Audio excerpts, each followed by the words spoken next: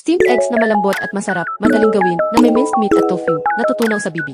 Lagyan ng 1.5 na beses mainit na tubig ang itlog, haluin at salain, ibuhos sa tofu, takpan ng cling film na may butas, ilagay sa steamer. Para sa cake ng baby, gumagamit ako ng steamer na may 6 na function at smart temperature control. Pumili ng steamed egg custard mold, ihalo ang minced meat sa sibuyas, luya, toyo, starch, at cooking oil, i-marinate, igisa sa mantika hanggang magkulay, ibuhos ang kalahating tasa ng starch water, pakinisin, ibuhos sa steamed cake. Handa na! Steamed egg na may shrimp, chestnut, at tofu, masarap at nagbibigay ng calcium. Ihiwa ang tofu, ilagay sa steaming bowl, lagyan ng 1.5 beses na mainit na tubig, haluin, salain, ilagay ang shrimp, piliin ang steamed egg custard mold. Paborito ng lima, malambot at masarap na steamed egg custard. Natutunaw sa bibig, lagyan ng mainit na tubig ang itlog, haluin, salain sa steaming bowl, ipasok sa steamer, takpan at steam hanggang maluto.